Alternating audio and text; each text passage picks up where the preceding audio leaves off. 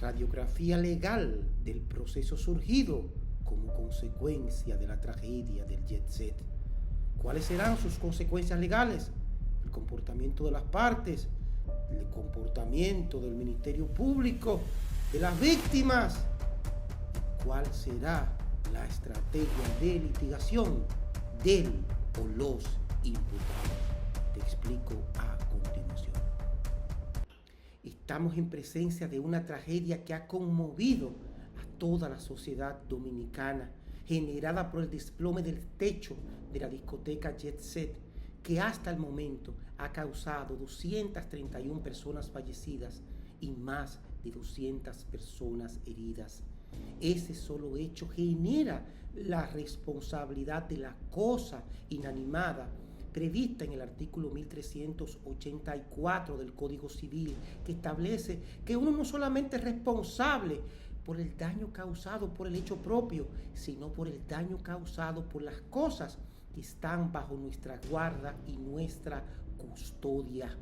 Esa responsabilidad se presume respecto al propietario y se presume respecto a quien tiene el uso, control y dirección de la cosa que ha generado el daño. Desde el mismo instante que se establece el daño, la relación de causalidad entre la cosa y el daño y la relación de propiedad o de guarda, custodia y dirección entre esa persona y la cosa que generó el daño, se genera la responsabilidad, y esa persona, para evadir cualquier tipo de fardo respecto y obligación de reparar los daños, tendrá que presentar algún eximente de responsabilidad, como es el caso de caso fortuito o como es el caso de la culpa de la víctima, este último bastante difícil de establecer. Otra de las responsabilidades que podría generarse en el presente proceso es la establecida en el artículo 1383 del Código Civil: responsabilidad por negligencia e imprudencia. En el caso de la especie tendría que demostrarse ese lazo entre la falta y negligencia del presunto responsable y el desplome del techo que generó la tragedia, ya sea porque no tomó las medidas del lugar, por las deficiencias de la estructura del techo, porque lo sobrecargó con fino, porque lo sobrecargó con estructura o con algún tipo de objeto, ya sea plantas eléctricas, aires acondicionados y lo que se está alegando. Pero tiene que establecerse a la luz de elementos probatorios concretos, porque la negligencia y la imprudencia no se presume, máxime cuando en el caso de la especie, desde que estén presentes los elementos que consagren la ocurrencia de negligencia e imprudencia, va a generarse, además de la responsabilidad civil, la responsabilidad penal por homicidio involuntario y golpes y heridas involuntarios, previstas y sancionadas en los artículos 319 y 320 del Código Penal, que consagran para el homicidio involuntario una pena de 3 meses a 2 años, y para los golpes y heridas involuntarios una pena de 6 días a 2 meses. Homicidio involuntario y golpes involuntarios que se constituyen sobre la base de esa negligencia y del lazo entre los golpes, heridas y homicidio y esa falta. Evidentemente, eso tiene que establecerse más allá de una duda razonable, máxime cuando vamos hacia un proceso a todas luces penal, a la luz del anuncio de las autoridades, de la Procuraduría General de la República, del inicio o la apertura de una investigación penal. ¿Cuál va a ser el comportamiento de todas las partes involucradas? Bueno, el Ministerio Público va a intentar, en primer lugar, iniciando interrogatorios con respecto a todos los empleados de dicho centro, tratando de recabar elementos que construyan, en primer lugar, el conocimiento por parte del propietario o del gerente, del que tenía la dirección, de las fallas estructurales, de las consecuencias que podría tener el sobrepeso. Va a llamar a los contratistas, específicamente a los que instalaron los aires acondicionados, los chillers, las plantas, todo. Hicieron los pinos, y los va, en primer lugar, a establecer si tenían los permisos correspondientes, si tenían permiso del Ayuntamiento de Obras Públicas para construir en esas estructuras que se ven en las imágenes satelitales. Y lo más importante, el Ministerio Público va a hacer el esfuerzo por establecer si existía o no algún tipo de autorización o permiso oficial para la instalación de un centro de diversión, porque todos tenemos conocimiento de que operaba antiguamente el cine Portal y que luego fue transformado a el centro de diversiones, a la discoteca Jet Set. Concomitantemente con eso, el Ministerio Público va a recurrir, y ya lo anunció, a un peritaje para determinar en primer lugar la cantidad de capas que tenía el techo, cuáles fueron los efectos de esas capas, de esos finos que fueron colocados, el efecto del peso. Para eso obligatoriamente también va a solicitar el descargo y la obtención de las imágenes y videos satelitales, videos de todo el entorno, antes y después de la tragedia, muy específicamente imágenes de alta resolución satelitales para verificar y confirmar qué tanto de cierto hay en que estaba o no estaba sobrecargado el techo. A la luz de dichos informes, a la luz de dichos interrogatorios, también de los presentes, que en algunos casos anteriormente se habían quejado, pues evidentemente el Ministerio Público va a reunir todos esos elementos, y si logra establecer la posible existencia de negligencia y por vía de consecuencia la reunión de los elementos constitutivos del homicidio involuntario, pues inmediatamente va a solicitar medidas de coerción. Recordar que la medida de coerción conlleva no la certeza, sino la probabilidad, en primer lugar, de la comisión de infracción, porque estamos en la etapa inicial de un proceso penal, y la posible relación de la persona contra quien se está solicitando la medida de coerción y el probable delito o crimen, en este caso el delito correccional. ¿Cuál va a ser la posible medida de coerción que va a solicitar al Ministerio Público? Muy probablemente la prisión preventiva. Hay que estar claro en un punto. Va a solicitar prisión preventiva, entendemos nosotros, con alta probabilidad, por la presión de la cantidad de personas que fallecieron en ese lugar, la cantidad de personas que estaban heridas, la cantidad de víctimas, a pesar, y esto es muy importante que tomemos en cuenta, que en materia de homicidio involuntario, que es el llamado homicidio culposo generado por una falta, por lo regular no se solicita prisión preventiva, pero en este caso consideramos que el alto nivel de la presión social de que está siendo objeto el Ministerio Público lo va a forzar. Los jueces habría que ver hasta qué punto admiten o no una prisión preventiva en un caso donde por lo regular no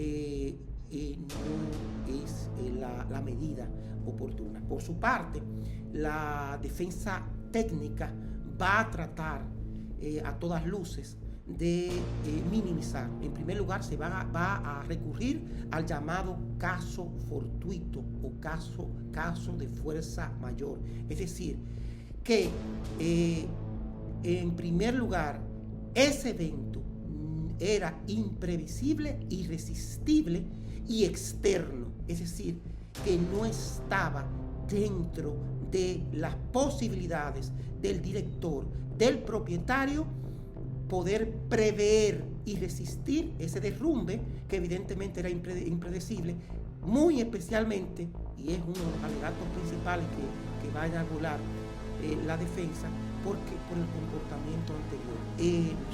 Él era una de las personas muy asiduas, muy especialmente en los lugares donde con mayor fortaleza afectó dicho derrumbe, que eran las mesas VIP, y además de que hasta su familia acudía a ese lugar con mucha regularidad, y nadie en su sano juicio va a exponer a las personas que más ama, ni a sí mismo, a la muerte, a sabiendas de que existía la posibilidad de un derrumbe. Van a solicitar participar en todos los peritajes, me refiero a la defensa técnica, van a solicitar inclusive los contraperitajes, van a establecer determinadas solicitudes y presentación de elementos probatorios referentes a las remodelaciones de que ha sido objeto dicho evento, van a establecer de que el propietario no era ingeniero ni arquitecto y que evidentemente esa labor le correspondía a las personas por las cuales la compañía le pagaba para la remodelación del local, para la instalación de los aires, para la instalación de todos los equipos que se instalaban ahí, y que esas personas son las que debieron haber dado la señal de alarma. Posiblemente esas personas, los contratistas, también sean incluidos como terceros civilmente responsables, y cuidado si algunos de ellos por su nivel de conocimiento, pueda también ser involucrado en la acusación penal. Es importante recordar que además el Ministerio Público muy probablemente solicite la autorización judicial para la obtención de comunicaciones electrónicas a los fines de determinar hasta qué punto la comunicación entre los directores de la dirección de la discoteca y esos contratistas habían determinadas comunicaciones. Van a solicitar certificaciones a todos los órganos competentes respecto a los permisos correspondientes. ¿Qué van a hacer las víctimas? En primer lugar, hay que recordar que las víctimas son todos aquellos directamente afectados. Esos son los heridos. En segundo lugar, los familiares de los fallecidos. Padres e hijos tienen la posibilidad de interponer los querellamientos correspondientes. Estamos hablando de más o menos algunos entre 300 y 430 querellamientos penales. Sin mencionar aquellas personas que tengan más hijos, que tengan dos padres, que puedan seleccionar vías de manera dividida, lo cual multiplicaría la cantidad de querellamientos penales. Estamos hablando de víctimas a granel en un proceso bastante complicado. La situación final del imputado, del sospechoso, de las personas que estén encartadas en este proceso es bastante difícil. En primer lugar, por la consternación social que ha generado dicha tragedia, la presión de que están recibiendo las autoridades.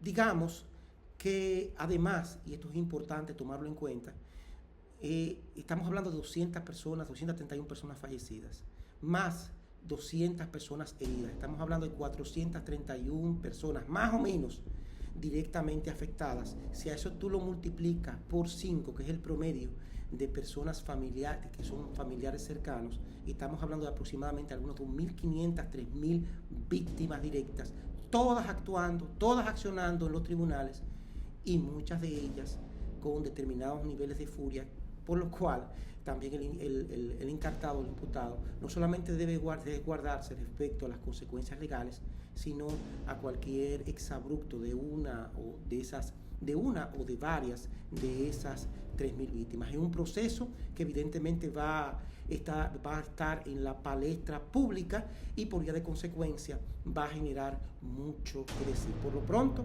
esta es nuestra premonición. El Ministerio Público muy probablemente a partir de la próxima semana solicite medida de coerción consistente de prisión preventiva. Van a llover bastante querellamientos penales. Van a intentar solicitar el embargo y la inscripción de hipotecas sobre los bienes de él o los propietarios.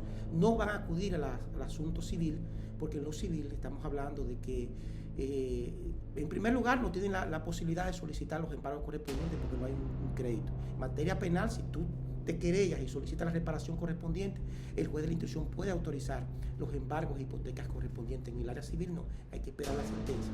En el área penal, en 5 años tú puedes terminar un proceso y obtener tu reparación correspondiente con las garantías correspondientes. Pero en materia civil estamos hablando de un proceso que podría tardar entre 8, 10, 15 hasta 20 años. Todos estamos a la expectativa y lo que deseamos es que definitivamente se imponga la justicia